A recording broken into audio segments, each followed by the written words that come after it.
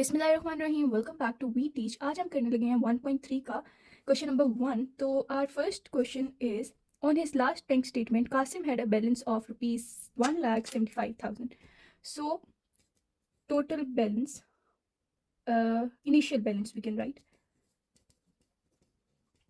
क्या था उसके पास? Rupees 1,75,000. He wrote one check for rupees 45,790 and another for total amount of checks. दो चेक्स लिखे, एक उसने लिखा है इतने रुपीस का और एक है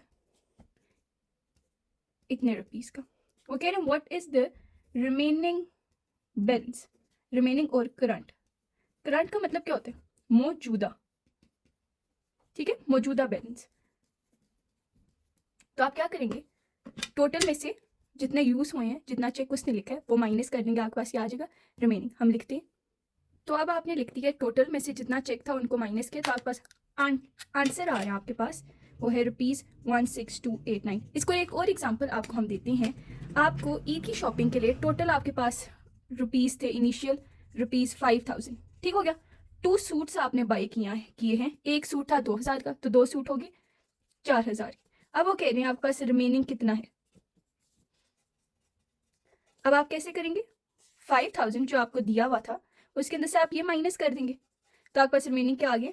1000 रुपीज। सेम इसी तरह आपने करना, ठीक हो गया? ऐसे अच्छी तरह समझ आ रहे हैं ना बच्चों। क्वेश्चन 2 हमारा है, last week Wajid drove 283.4 kilometres. तो वाजिद का डिस्टेंस क्या था? 283.4 kilometres on 16.2 litres of petrol and petrol used was 16.2 litres.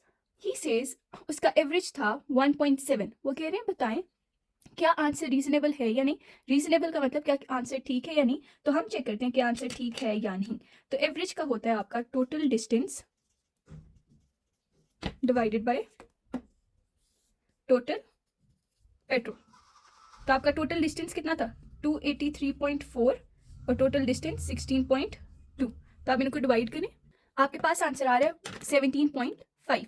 तो पीछे मैंने आपको बताया हुआ था, उन्होंने जो आपको दिया था वो 1.7 था, तो आप लिखेंगे no, the answer is not reasonable because there is huge difference between the given and actual answer. Is it clear? क्या आपको टोटल डिस्टेंस दिया था, टोटल पेट्रोल यूज्ड, एवरेज को कह रहे हैं निकालें, तो total distance divided by total petrol करेंगे, दोनों की वैल्यूज डालेंगे और आ जाएगा। Is it clear? चलो बच्चों नेक्स्ट क्वेश्चन पढ़ते हैं। Salma bought 3.2 yard of fabric. Yard ना लेंथ को मेजर करने का एक यूनिट होता है, जैसे मीटर होते हैं वैसे ही यार्ड होते हैं। जब आप अपने पेरेंट्स के साथ जाते हैं शॉपिंग के लिए, आप जब अनस्टिच्ड कपड़ा लेते हैं तो कभी कभी आपने उन्हें से सुना है कि वो आपको गज कुछ बोल रहे होते हैं, तो यार्ड वही यूनिट है, एक मीटर की तरह गज को कहते हैं, ठीक हो गया। वो कह रहे हैं 3.2 yard of fabric for total price of 139.2 rupees, ठीक हो गया। वो कह रहे हैं आगे आपको, how much did the fabric cost per yard.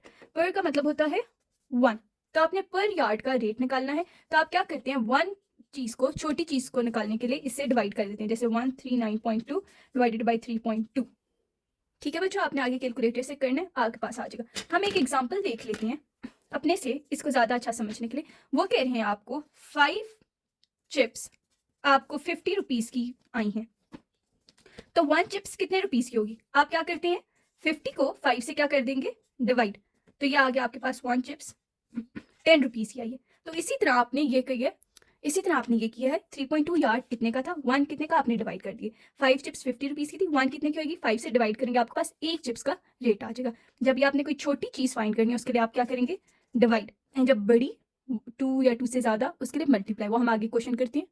आगे हमारे पास question number 4, Momina works 3.5 kilometre per hour, मतलब इसकी उन्होंने स्पीड दी है। किलोमीटर पर आवर जब भी आ जाए वो स्पीड होता है, आवर्स में टाइम होता है, और बस किलोमीटर और मीटर में आपके पास डिस्टेंस होते हैं, ठीक है। आपने ये चीज़ याद रखनी है।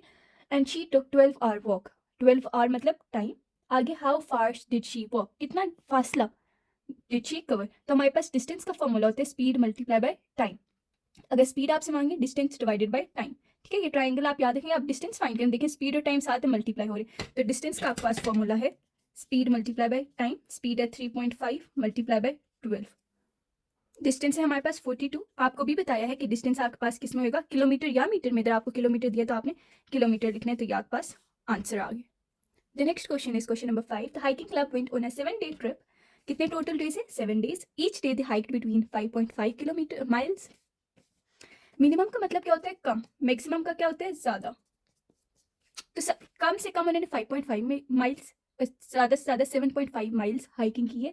It is reasonable to assume that clubbing the days the club hike. वो आगे उन्होंने आपको दिया, पहले हम पढ़ लेते हैं। स्क्रीन पे आप देखेंगे less than 3.5, between 35 and 5.5, equally 55 miles, more than 55 miles. तो हम ये निकाल लेते हैं कि डिस्टेंस हमारा, distance, minimum distance in 7 days। तो आप 7 मल्टीप्लाई बाय मिनिमम डेज कितने हैं? 5.5, ये आपके पास आ जाएगा। फिर आगे आपने maximum distance 7 days, maximum distance कितना था? 7.5, और डेज कितने थे? 7। तो ये आपने मल्टीप्लाई किया, आपके पास आ गया 52.5। अब आप अगर देखें अपनी स्टेटमेंट्स में, पहली स्टेटमेंट है लेस देन 35, ये तो 35 से ज़्यादा है, तो ए आपके पास हो गया क्रॉस। अगला है बिटवीन 35 एंड 55। देखें 35 और 55 के दरमियान में ना 38 और 52। देखें 35 और 55 के दरमियान, 38 भी इसके दरमियान में आता है और 52 भी इधर आता है। तो हमारे पास बी ऑप्शन राइट है। हम अगले भी देख लेते हैं।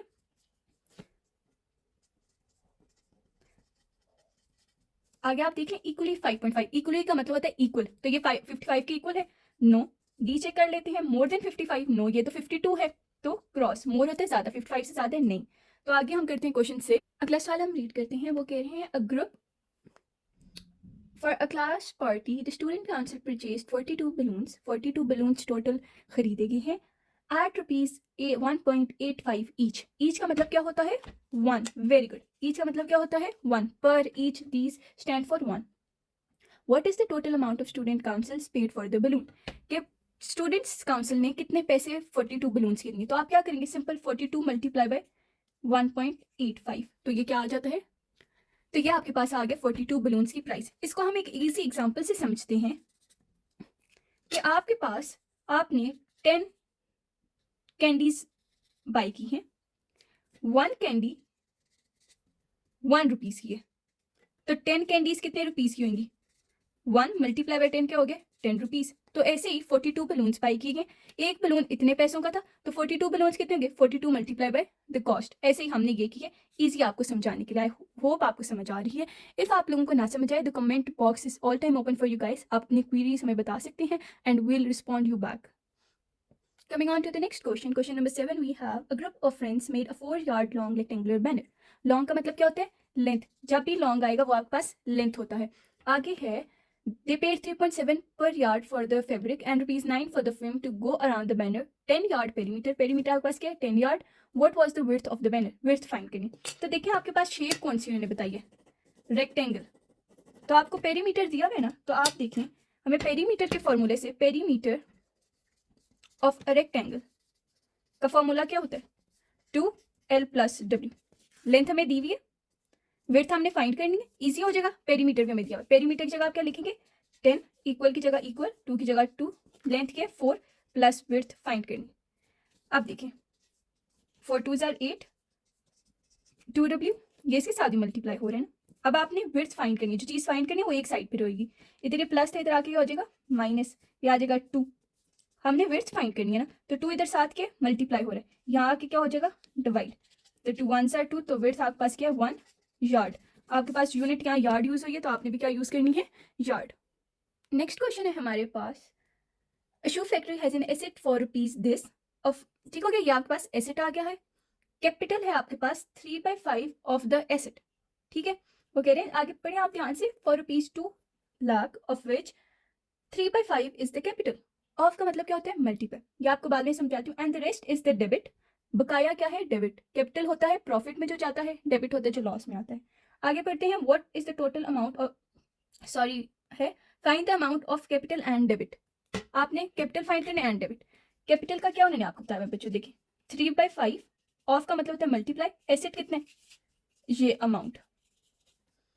अब इसे सॉल्व करें आप, तो आपने ये सॉल्व किया, ये आपके पास आ गया 12। ठीक हो गया, आपने कैलकुलेटर में डालना और आपके पास कैपिटल आ गया। आगे डेबिट की बात करते हैं, ये होता है एसेट माइनस कैपिटल। एसेट आपके पास ये है, कैपिटल आपके पास ये है, आप इनको सब्ट्रैक्ट करें, आपके पास आ जाएगा। तो ये आपने कैलकुलेटर्स किया तो ये आपके पास आ गया डेबिट और ये आपके पास आ गया था कैपिटल। ठीक हो गया। तो आपने कैसे करना है, आपने ये फॉर्मूला याद रख लेना है इसका, और वो तो आपको ऊपर बताया था उन्होंने, कैपिटल है 3/5 ऑफ द एसेट। तो एसेट की जगह आप एसेट जितना था वो लिखेंगे, इसे कैलकुलेटर में डालेंगे, आपके ये आंसर आ जाएंगे। Coming up to the next question आपके पास है, this is question number 9, second last question. आप स्क्रीन पे पढ़ सकते हैं, world lowest temperature in the past 100 years was recorded to be -89.2 degree centigrade. वो कह रहे हैं on January 21, 1983 convert the temperature into Fahrenheit and Kelvin scale. आपको ये टेम्परेचर दिए, आपने फ़ारेनहाइट में भी करना है डिग्री सेल्सियस को, और डिग्री सेल्सियस को आपने केल्विन में भी करना है। तो हम फार्मूला से भी देखते हैं।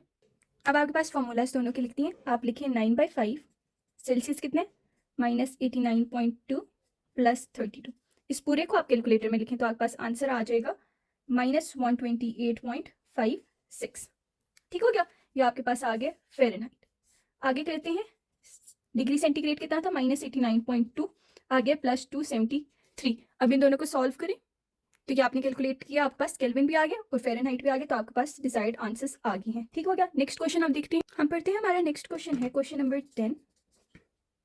A company was penalized by the government act for the low quality production if the company had 3 shareholders।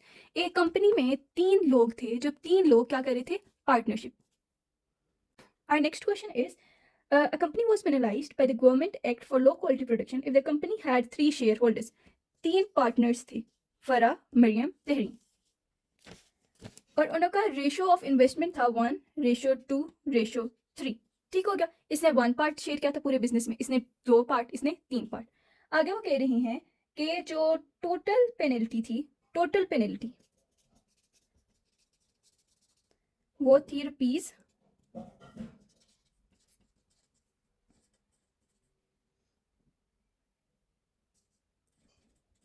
ठीक हो गया।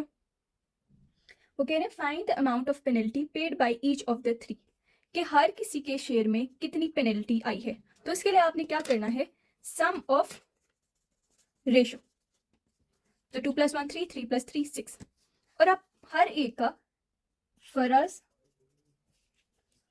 पेनल्टी, तो आपने क्या लिखना है, 1, उसका 1 शेयर था, टोटल 6 मल्टीप्लाई बाय टोटल जो आपके पास रेट। ठीक हो गया। आगे आपके पास आ जाएगा, इसे सॉल्व करते हैं। तो ये आपने कैलकुलेटर में लिखा, आपके पास ये आगे आपने लिखना है किसकी है, मरियम्स पेनल्टी। देखिए सेम वैसे, कितने शेयर्स थे उसके, 2, टोटल रेशो क्या है 6 मल्टीप्लाई बाय, ठीक है। ये आप कैलकुलेटर्स करेंगे, आपके पास आ जाएगा इन रुपीज। एंड पे आपके पास आंसर्स लिखती हूँ मैं। तहरीम्स पेनल्टी, तहरीम के कितने शेयर थे, 3 शेयर, टोटल रेशो ये, एंड टोटल जो पेनल्टी की अमाउंट है वो आप इधर लिखेंगे। एंड अभी आपके पास रुपीज में लिखती हूँ, तो ये देखना आपके पास आंसर्स। तो are 10 questions are complete, 1.3 is complete. So आगे हमारी रिव्यू आएगी। सो आई होप आपको ये सारा बहुत अच्छे समझ आएगा। फिर before going give our channel thumbs up and subscribe our YouTube channel. Thank you for listening us, very good luck, अल्लाह हाफिज़।